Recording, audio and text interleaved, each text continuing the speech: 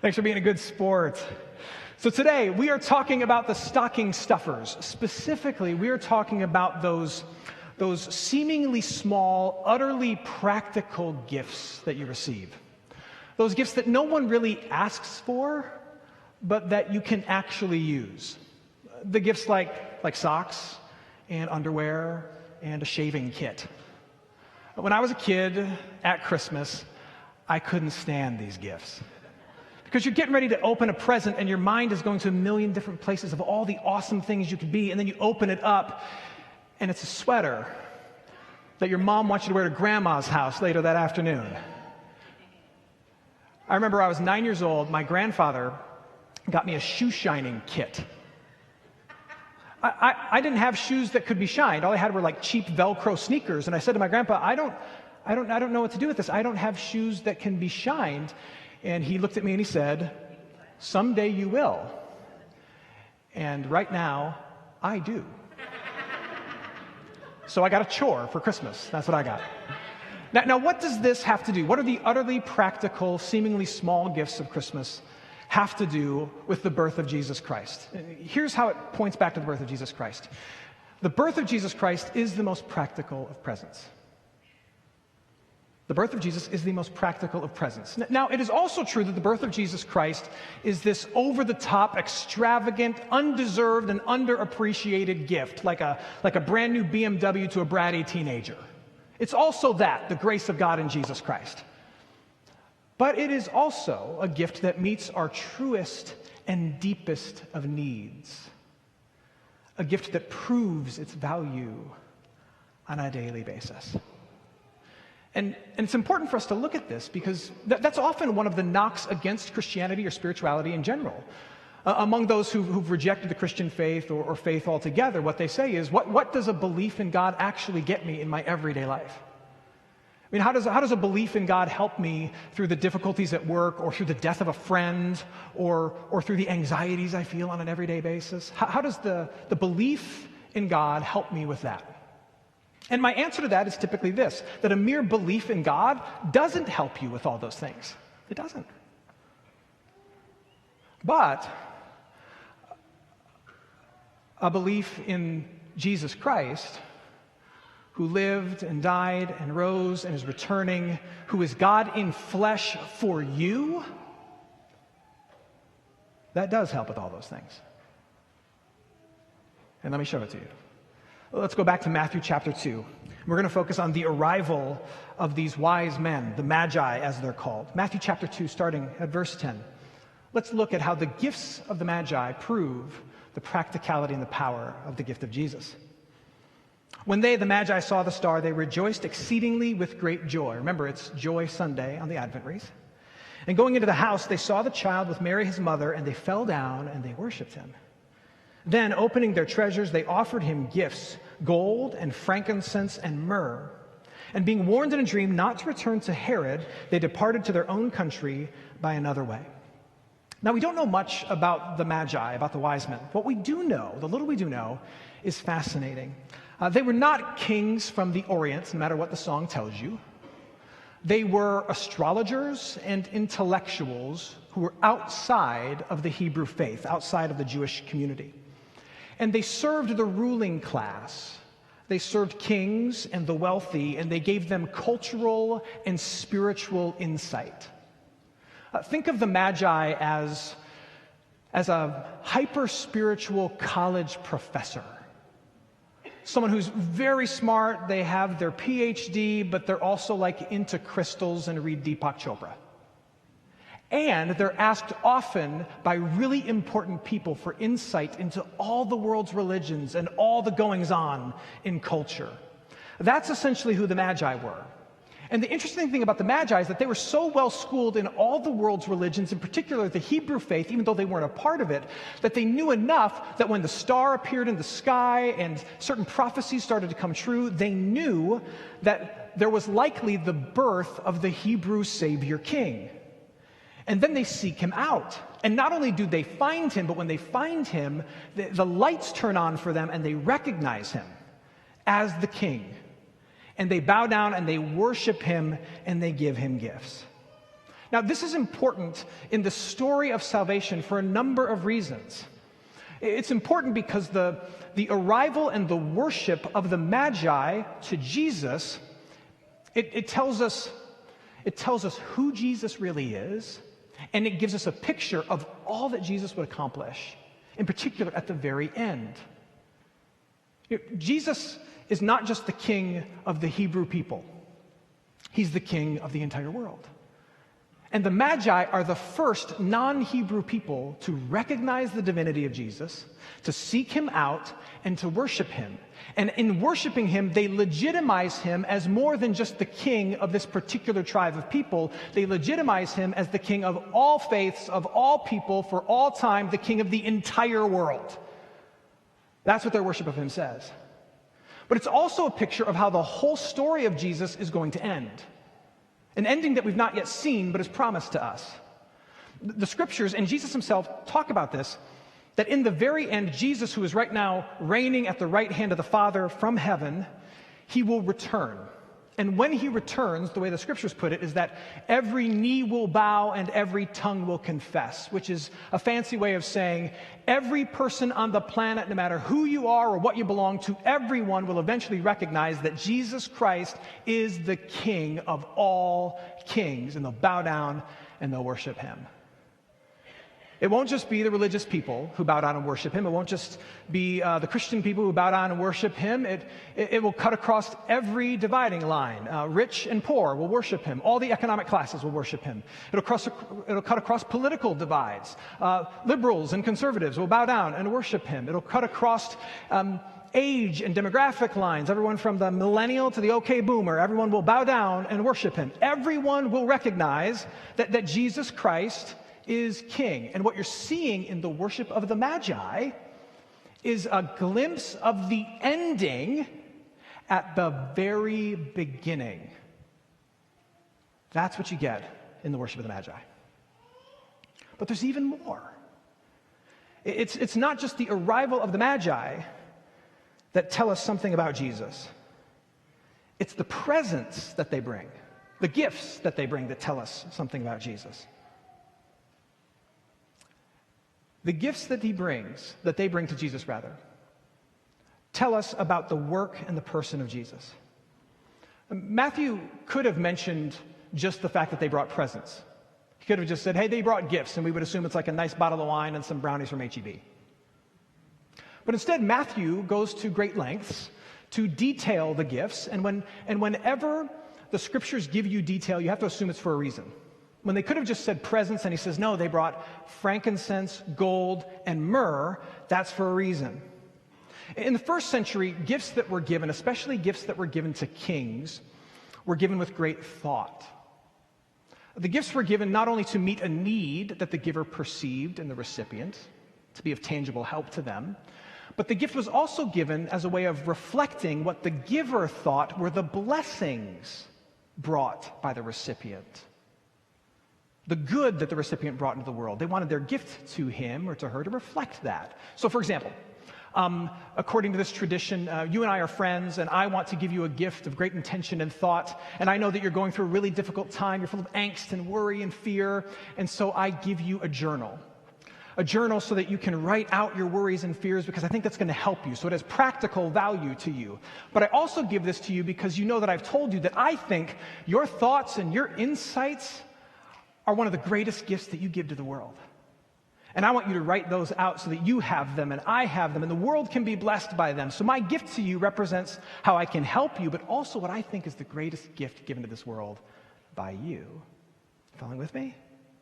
And the gifts of the Magi follow that tradition. So it's of practical assistance to them first, frankincense, gold, and myrrh, because this holy family is about to go on a pretty difficult journey. Immediately after the Magi leave, Joseph is told that he needs to take his family and hightail it to Egyptian territory because King Herod is about to try and kill Jesus in Bethlehem. And so they have to leave and go on at least a 40-mile journey on the back of a donkey into Egyptian territory so that they will be safe.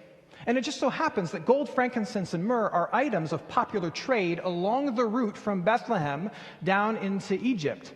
So this was going to provide their funding for their travel. But they're also going to be in Egypt for a long time, a strange and foreign land where they're disconnected from their people. And so gold, valuable then as it is today, is going to be essential in them establishing a life where they're going to live in Egypt for at least 2 years before Herod dies. And so when the Magi present gold, frankincense, and myrrh to Jesus, who's just like a small little kid, Jesus, in his smallness, probably doesn't recognize it, but Joseph and Mary are like, oh, thank God. We so need this. It's a practical value to them. When Lisa and I were first married and we were very young and we had like next to no money, we lived far from our family, which is up in Michigan. And yet we would still travel up to Michigan because we wanted to see them and they wanted to see us. And our family knew that we didn't have any money. And so what do you think they got us for our presents? What was stuffed inside of every single envelope that they handed us at Christmas? Lottery tickets. Lottery tickets and cash. Because they knew that's what we needed to make the trip there and to make the trip back. That's exactly what this gift was to Joseph and Mary and Jesus. It was money for their travel and for their sustenance on a difficult road. But it also speaks to the gift that the Magi believed Jesus would be. And this is what you can see if you choose to in the gifts. The gifts tell us about who they thought Jesus would be, the blessing he would bring to the world.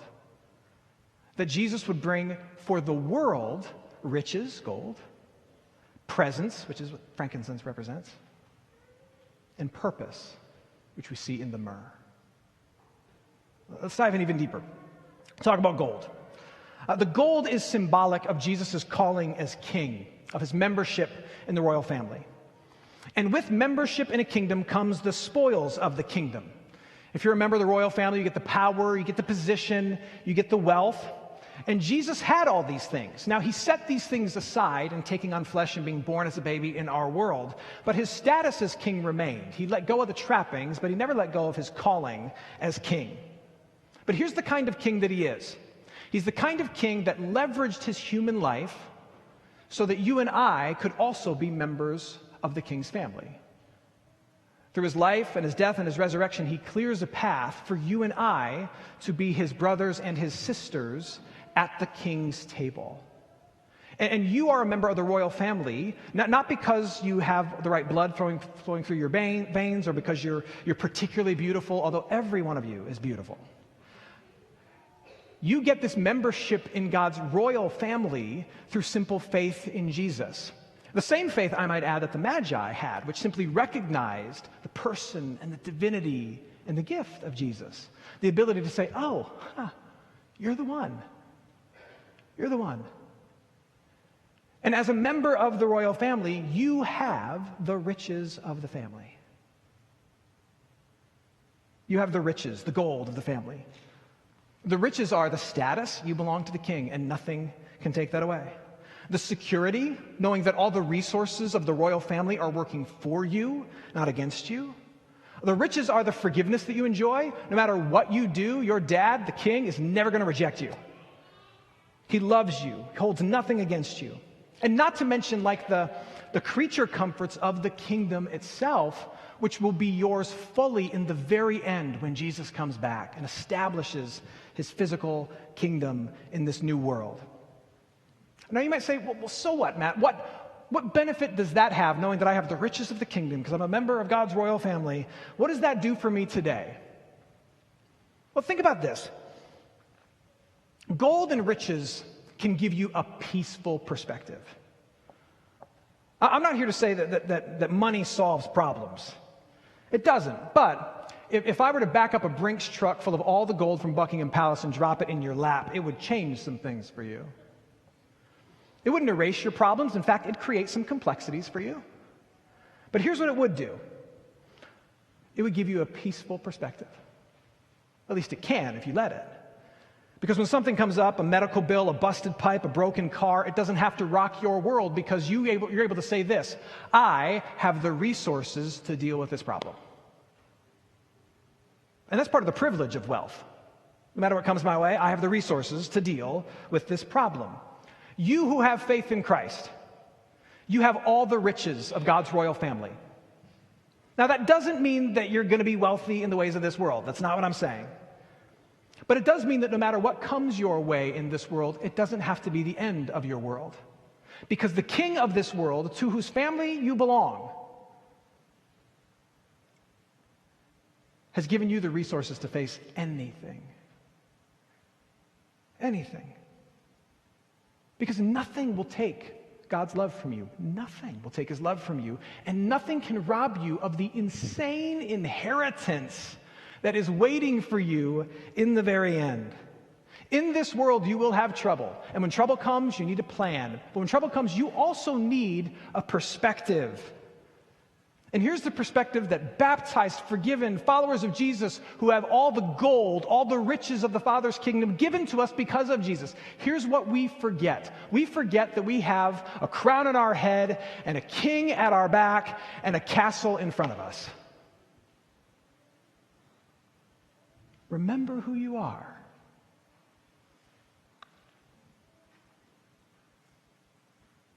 You're going to be okay. Take a breath. The gold is yours. The riches of the kingdom are in your hands. The other day, I mentioned the word frankincense to my son, and he thought I was talking about Halloween. And I told him off, Frankenstein is the monster, frankincense is the incense. And in case you didn't know it, it's one that's still used and is popular today. Incense had a number of uses in the Arabian Peninsula in the days that Jesus was born. It was primarily used in religious ceremony and in prayers. Incense in general, but in particular frankincense, represents two things. As it is burned, the smoke that fills the room represents the presence of God filling your space. And then as the smoke rises, it represents the prayers of the people ascending to God's throne where he hears those prayers. In the Old Testament, frankincense was used as an element in the perfume that was placed in the Holy of Holies in the temple, where God himself in all of his fullness was said to reside. Frankincense was the perfume that was smelled in that particular room. And so frankincense, God in flesh, Jesus Christ, is given to the newborn king. Incense makes sense as a gift to Jesus because of the priestly function he serves for us. Like a priest in the ancient world, he facilitates our entrance into God's presence and makes it possible for us to experience him and reach out to him and pray to him and be heard by him. So because of Jesus, the promise is this, that you are perpetually in the presence of God and that you have unlimited access to him. The incense of God's presence is always around you. And no matter where you are or how you pray, it lifts up to his throne. Here's how most other religions work. Most other religions work like this. They say, you can have access to God, but there's a catch. You can have access to the divine, but you need a special person, or you need a special place, or you need to be really good at a particular special practice, and then you can connect to the divine. But what Jesus does is he knocks down all of those things, and he says, now, just through faith in him, you have unlimited access to him. You are always with him, and he is always with you. Did you know that? I know it doesn't feel that way. Like when it's a Tuesday morning and you're stuck in traffic on 610, it feels like the most God-forsaken place on the planet. I realize it. But in that moment of frustration and anger where you are stuck in a slow-moving Honda Civic, God is with you. The incense is thick. His presence is prominent. He is with you. Did you know that? And he will hear you, and he will answer you, and he won't hold any of your anger or your lack of eloquence against you. And he promises to guide you through his scriptures and be like palpably present for you through his people. He's there all the time with you at all times. You have some fear and anger that needs to be expressed, and it needs to be expressed to God, and you can. He's here with you, and he's listening. You have some big decisions in front of you. You need the wisdom of God, and He's got wisdom for you in His Word. You have some places in your life where you're isolated and you're cut off, and you're all alone. And God's people are here ready to be His presence for you. You don't have to do it alone. All you have to do is speak and say and reach out and look up and say, hey, and He will hear you. Because Jesus has promised God's presence for you.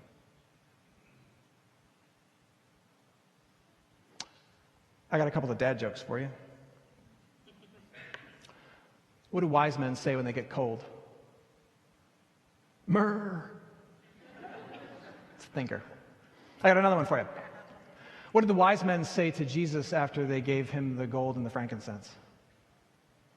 But wait, there's myrrh. It's a good joke. That's a quality joke.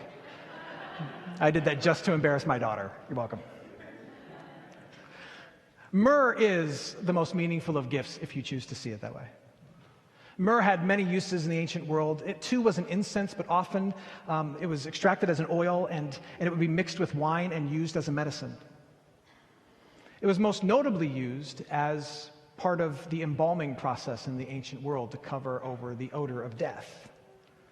The Gospel of Mark tells us that as Jesus was hanging on the cross, dying for the sins of the world, He was offered wine mixed with myrrh as a kind of sedative.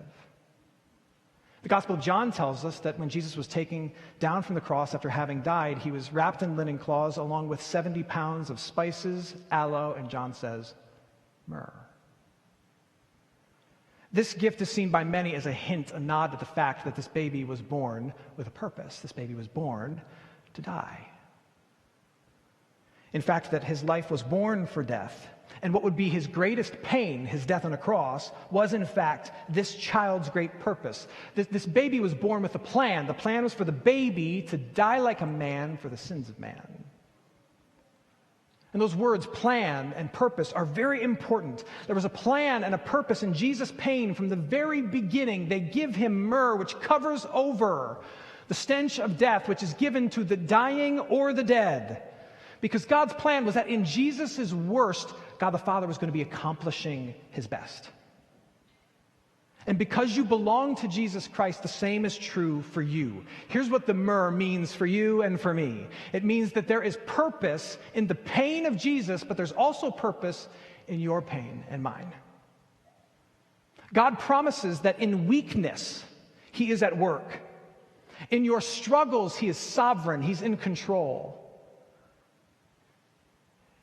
He didn't just save you through the death of Jesus Christ. He's showing you how He works in your life through the death of Jesus Christ. He uses our worst to accomplish His best. Think about how things work. When you're busted open and broken from some significant failure, you have never been more in touch with your need for God than then. When death is knocking at the door of someone you love, you are more thankful for the gift of resurrection and reunion and eternity than ever before. When you go without something you love, you are suddenly appreciative of all the other things that you have. In the aftermath of tragedy, God moves among people to bring reform and offers of empathy that would have never been known otherwise. He uses our worst and our pain to accomplish His best and what's beautiful. That was true in the death of Jesus, and it is true for all people, especially those who belong to Jesus. Now, I'm not saying you're always going to be able to see the purpose in your pain. You're always going to be able to appreciate it. What I am saying is this. Here's what Jesus' death tells us. God works through pain to accomplish His purposes. And so in your pain, there is always a purpose. God works through our pain to accomplish His purposes, so in your pain, there is always a purpose. He's working, He's moving at the very least. If you open your eyes to see it, He's making you aware of your need for Him. And this is a message that our culture desperately needs to hear. Because as our world continues to embrace secular humanism as the primary worldview, and scientism, the belief that science has the answer not just for some things, but absolutely everything, the world will become increasingly devoid of hope. And I don't know if you've noticed, but our world is getting increasingly hopeless. And if you don't believe me, just look at the rates of self-harm and suicide in our world, or addiction and despair, and anxiety and struggle. I'm not against humans. I have several in my life. I'm not at all against science. I love it.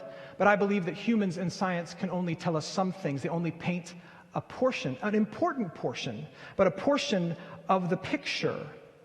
It only paints the picture that tells you what's happening in the world. It can't tell you for what purpose or toward what end or with what meaning. That's where faith comes in. Without faith, there is no purpose. The question of what's the why is this happening, is always we don't know, or nothing, zero. There is no point. And I don't know about you, but as I go through my day and as I experience struggles, the fact that there's no answer to pain, there's no point to your struggle doesn't satisfy me. I reject that idea. And some of you are going through some horrible things right now, and I don't want to take anything away from the pain that you're feeling, but here's what I want you to know. What I want you to know is this, that though you can't see it, there is purpose in that pain. Jesus is about to be born, and he is God, and he will suffer like you, and he will struggle like you, and he will die like you. But through it all, he will forgive you. He will claim you, and he will make it clear to you that he knows your pains. And in his kingdom, there's always purpose in it. Jesus is the most practical of presents if you choose to see it. He is incredible and undeserved, yes, but he's also a gift that meets your deepest of needs and has practical daily application. But like most practical gifts, it works best if you actually open it and put it on. What would it mean for you to go to work tomorrow and face your troubles knowing that you have the riches of the kingdom? And that the things that shake your world don't mean the end of the world for you. You have the resources to deal with whatever comes your way. What would it mean for you to make time in your day to enjoy the access that you have to God, to actually speak to him and reach out to him? What would it look like for you? And what would it mean for you the next time something bad happens, rather than simply say, look at what's happening for me, for you instead to ask a question? God, what are you doing in me? What are you teaching me? What good could come out of this for me? What are you up to in me through this pain? Is that even possible for you? I think it is. What if you asked that question? Some of you, when you walked in, you grabbed a gift. You were instructed not to open it, but you can take it out now and open it up now. As you open it up, and if you didn't get one, we have some on the way out you can grab and take home. Once you open it up, take it out and show the people around you what it is. This is yours to keep. You don't have to give it back. What did you get? What did Grandma get you?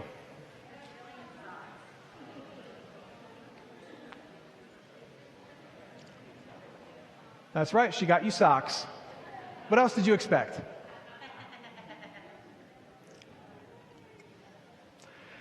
It's a practical gift. And friends, so is Jesus.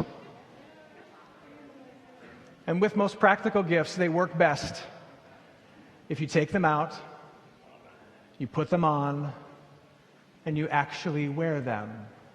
That's how you appreciate them. May you do the same with the gift that is Jesus. You are rich, you have his presence, and there is purpose no matter what. Amen. Let's pray.